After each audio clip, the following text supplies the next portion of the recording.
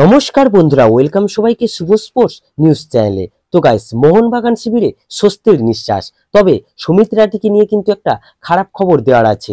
এছাড়া হুগো বুমস মাঠের বাইরে থাকলেও তার করা একটি রেকর্ড এখনো কেউ ভাঙতে পারেনি। তো সেটা নিয়েও আলোচনা করবে এই ভিডিওতে, তাই পুরো ভিডিওটি দেখার অনুরোধ রইল। তো গাইস, প্রথমেই যে আপডেটটা দিয়ে শুরু করতে চলেছি সেটা হচ্ছে গতকাল কিন্তু গোয়া নিজেদের ঘরের মাঠে 2-1 গোলে চেন্নাইকে পরাস্ত করে সেমিফাইনালে পৌঁছে গেল।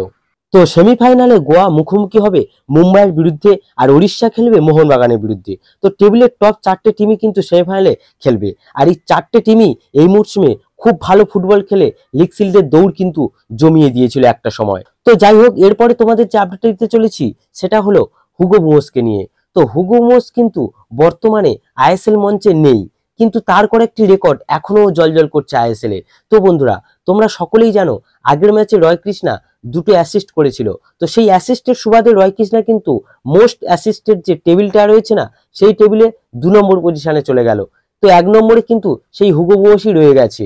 32টা অ্যাসিস্ট কিন্তু তার নামের পাশে, তাকে এখনো কেউ টপকাতে পারেনি। 2 নম্বরে রয়েছে রয় কৃষ্ণা, 26টা অ্যাসিস্ট। আর 3 নম্বরে কিন্তু ব্র্যান্ডন ফার্নান্ডেজ রয়েছে, 25টা অ্যাসিস্ট। তো বর্তমানে কিন্তু আইএসএল না খেললেও তার অ্যাসিস্টের রেকর্ড এখনো আইএসএল মঞ্চে জলজল করছে। তো এরপরে তোমাদের যে আপডেটটা দিতে চলেছি সেটা হলো সুমিত রাঠিকে নিয়ে। তো সুমিত রাঠিকে নিয়ে অনেকেরই প্রশ্ন যে তার আবার কি হলো, তাকে আরএফএল লিগেও দেখা যাচ্ছে না, মোহনবাগানের সিনিয়র টিমেও দেখা যায় না, তাহলে কোথায় গেল সুমিত রাঠি?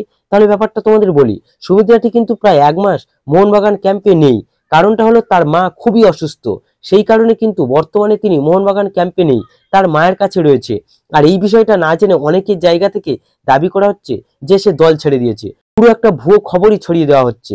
তো তার মা সুস্থ হয়ে গেলে তাকে আবারও আমরা মোহনবাগান ক্যাম্পে দেখতে পেতে চলেছি, আর আমরা চাইবো তার মা যেন খুব তাড়াতাড়ি সুস্থ হয়ে উঠতে পারে।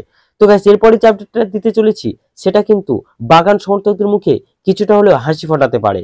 তো শুক্রবারের অনুশীলনে হাবাস তার অসুস্থতার কারণে যোগ দিতে পারেনি, আর তা নিয়ে অনেক সমর্থকই চিন্তায় পড়ে গিয়েছিল।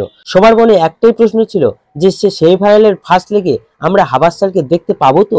তো সেই আশঙ্কা দূর করে শনিবারের অনুশীলনে হাবাসকে সহমহিমায় মাঠে দেখা গেল, আর তার উপস্থিতি বাগান সমর্থক ছাড়াও দলের ফুটবলারদের মধ্যে যে বাড়তি একটা আত্মবিশ্বাসের জন্ম দেয় তার নতুন করে বলার অপেক্ষা রাখে না।